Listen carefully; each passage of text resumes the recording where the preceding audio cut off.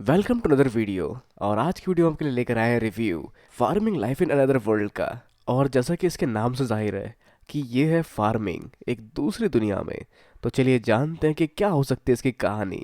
पर पहले बात करते हैं इस एनीमे के बेसिक्स की, जिसको कि लिखा और इलस्ट्रेट किया एक नोवेल के थ्रू किनिशुके नाइटो ने, जो नोवेल ऑनलाइन पब्लिश हुई थी 2016 में। अब जहाँ farming life in another world का जापानीज नाम है इशिकाई नोनबेरी नोका। तो जैसे कि इसके नाम से जाहिर है ये एक फार्मिंग लाइफ है, लेकिन किसी और दुनिया में। जो नाम काफ़ी ज़्यादा इंस्पायरिंग है, क्योंकि अभी के हालात को देखते हुए फार्मिंग करना ही ठीक है, जहाँ कम से कम अपने लिए खाना तो उगा ही पाएंगे हम। तो अब शुरू करते बिना देरी के इस एनीमे के एपिसोड 1 को एक्सप्लोर करना। जहाँ अब तक मैंने सिर्फ इसका पहला एपिसोड देखा, तो बहुत सारी चीज़ें मेरे लिए भी मिस्ट्री और बहुत सारे राज से पर्दे शायद आगे के खुलेंगे, और बहुत सारी बैक स्टोरीज इसकी फ्यूचर की आगे पता चलेगी। पर शुरू करते ये मानते हुए कि हमें कुछ भी नहीं पता इस एनीमे के बारे में। तो उसकी शुरुआत होती है किसी की मौत से, जहाँ एक मीटर पे हार्ट रेटिंग एकदम फ्लैट हो जाती है। पर तभी एक कैरेक्टर उठता है जो वैसे एक सपने के तौर पर उसे दिखा था, और आगे हम देखते हैं एक फार्म को और एक कमाल की जगह को, और बहुत सारी प्यारी प्यारी लड़कियों को भी, जिनके सर पे सींग निकली होती है लेकिन ओवरऑल वो क्यूट होती है, जो सब इसकी काफी रिस्पेक्ट करते हैं। और यह है इस विलेज का चीफ। और वैसे भी इन लड़कियों के पास इस सीन के अलावा काफी कुछ और भी जो अट्रैक्टिव है, तो फोकस करते हैं उस तरफ। और हम कहानी में आगे देखते हैं कि ये आग का इस्तेमाल भी कर सकती हैं। तो ये जगह कोई और जगह ही है, क्योंकि यहाँ पर आप आसमान में 2 चांद देख सकते हैं। पर बहुत सारे और लोग भी दिखते हैं जिनके पास अलग अलग एबिलिटी होती है, और उनमें से एक कोई अपने सपने के बारे में बताता है, जो शायद इसके अतीत की झलक होगी। पर उस सब के अलावा भी बहुत सारे और लोग देखे जाते हैं, डैमी ह्यूमंस देखे जाते हैं, और एक खुशहाल सा फार्म दिखता है जहाँ सब हंसी खुशी खेती कर रहे होते हैं। और बहुत सारे तरह की नस्लें देखी जाती है, अलग अलग जीवों की और अलग अलग क्रिएचर्स की, जहाँ ये एक बड़ा सा गांव है। और सच में ऐसे खुशहाल और शांत जगह किसका सपना नहीं होगा। और साथ में एक और चीज़ की, आपकी पॉपुलेशन में ज़्यादातर लड़कियां ही हैं। पर आगे हम मिलते हैं गॉड से, जो मिलते हैं इसी शख्स से जो कि 39 साल की उम्र में मर चुका था, और जब तक वो जिया काफ़ी झंड लाइफ जिया, जहाँ लोगों ने उसको धोखा दिया और गले लगी उससे कई सारी बीमारियां, जिससे वो इस तरह के दयनीय मौत से मरा। लोगों से धोखा मिला ये तो हमारी लाइफ की कहानी लग रही है। पर आगे गॉड उसे देना चाहते हैं एक और चांस उसकी ज़िंदगी को दोबारा जी पाने का, जहाँ उसे मिलेगी एक और लाइफ। और ऐसा इसलिए कर रहे हैं क्योंकि गलती कहीं ना कहीं इन्हीं की थी, इसकी से दुखद लाइफ की।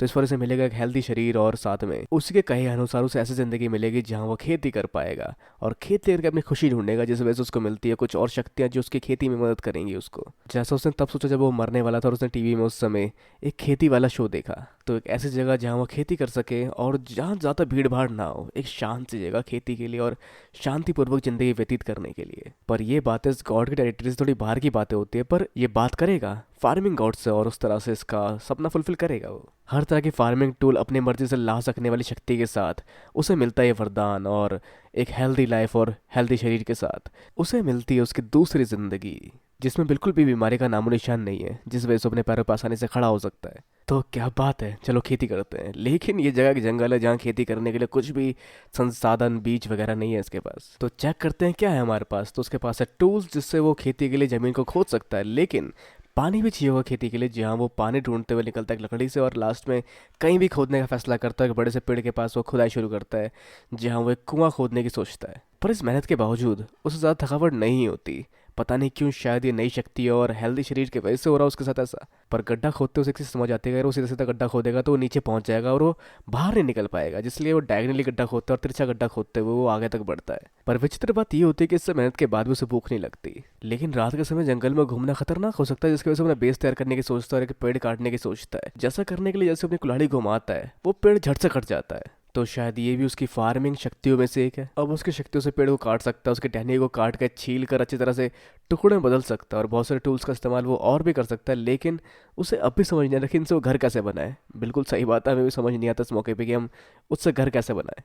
लेकिन जिसका डर था वही होता है, और अंधेरा होना शुरू हो चुका होता है, जिसके बाद वो कोशिश करता है आग जलाने की, जहाँ उसके टूल्स में माचिस नहीं है पर मैग्नीफाइंग ग्लास है, जिससे वो आग नहीं जला सकता क्योंकि सूरज ढल चुका है। तो उस बड़े से पेड़ के किनारे पे काट कर अंदर एक पनाह बना लेता है ये, और वहाँ रुक जाता है। तो पेड़ में बनी उस गुफा जैसी पनाह के अंदर वो बनाता है कुछ कप प्लेट, और साथ में देखता है आसमान में मौजूद 2 चांद, और रात बिताता है उस जगह, जहाँ अगले दिन सुबह वहां से बाहर निकल के अपने कुएं का पानी पीता और याद से मैग्नीफाइंग ग्लास से आग जला लेता और खेती करने की सोचता है आसपास के पेड़ काट के जगह साफ करने के बाद। लेकिन तभी एक खरगोश आता है, लंबे लंबे दांतों वाला खरगोश आता है। वैसे मोस्टली सारे खरगोश के दांत लंबे ही होते हैं, पर किनारे वाले दांत एकदम साइबर टूथ की तरह होते हैं, और तभी उसको अपने फावड़े से मारता है और वो खरगोश मर जाता है। जहाँ उसे खाना तो नहीं मिलता, खेती भी नहीं हो पाती, पर खरगोश का मीट ज़रूर खा पाता है वो। जहाँ पता नहीं क्यों लेकिन जापानीज लोग खरगोश के मीट को खाते हुए बहुत बार दिखा चुका है एनीमे में। पर ओवरऑल इसको मिल चुका है खाना, और खाना खाते ही सिर्फ एक चीज़ याद आती है जो कि खाने के बिना ही भूल चुका था, और वो था आगना, जिसके लिए दोबारा खोद के बनाता है पूरा वॉशरूम, जहाँ आगने की जगह एक जगह होती है, ड्रेनेज एक जगह होता है, और बीच में से गैस निकलने की जगह भी छोड़ देता है बिल्कुल गाँव वाले स्टाइल में। तो वो हक सकता है अब, वो भी खुले में। पर फीलिंग तो इंसानों वाली होती है, जहाँ खुले में थोड़ा अजीब लगता है, और वो बनाता है एक कमरा इसके आसपास जो बनता है इसका पहला बाथरूम, जैसा अपना कमरा नहीं बना लेकिन बाथरूम पहले बन चुका है। तो आगे खेती के लिए जगह तैयार करता है और उम्मीद करता है कि यहाँ पे उगेंगे आलू टमाटर प्याज पता नहीं और क्या क्या।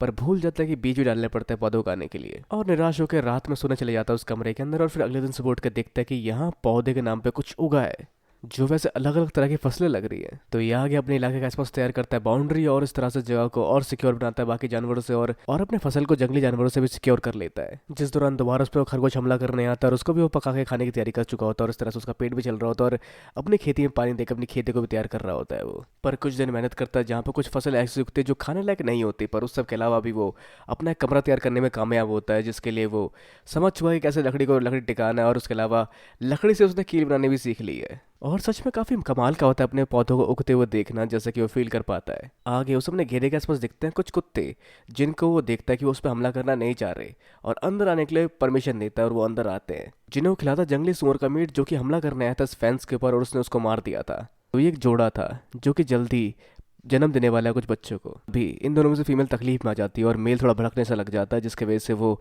इनकी तकलीफ को देखते हुए अपना कमरा उन्हें दे देता है, ताकि कहीं बारिश वारिश हो तो ये परेशान ना हो। और रात के टाइम उनके कमरे के बाहर आग जला के आ जाता ताकि इन्हें ठंड ना लगे, और उसी तरह से बैठे बैठे वो सो जाता है। और अगले दिन उठ के देखता है कि उसके छोटे से आशियाने में कुछ और छोटे छोटे नन्हे मेहमान आ चुके हैं, जी हाँ। उसे लगा था कि ये लोग इसके बाद से चले जाएंगे, लेकिन वो उसके साथ रहना शुरू कर देते हैं, जिसके बाद वो अपने लिए एक और कमरा बनाता है, और बड़ा सा घर सा बनाता है अपने लिए, और इस तरह से ये लोग साथ मिलकर रह रहे होते हैं, जहाँ फसल आगे और उगती है। और साथ में ये कुत्ते खेल के तौर पर कुछ शिकार भी करके लाते हैं इनके लिए, और पहरा देते हैं इनके फसल पे भी, जहाँ धीरे धीरे जान पाता है कि ये मीट के अलावा टमाटर यानी कि फल सब्जियां भी खाते हैं, और यही एक मोटिवेशन होती है उसके लिए और फसलें उगाने और खेती करने की। तो जिस तरह से एपिसोड खत्म होता है और हम आगे जानेंगे कि क्या होगा इसकी कहानी में, अगर आप चाहें तो, जिसके लिए आपको बहुत सारे लाइक्स करने पड़ेंगे।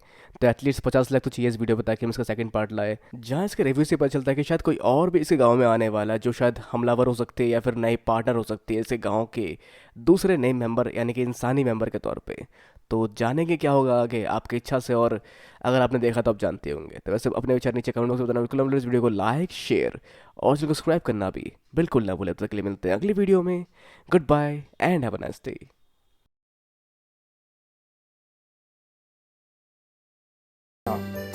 ओए, जो मगर क्यों, क्यों हाँ, ये भेदभाव क्यों?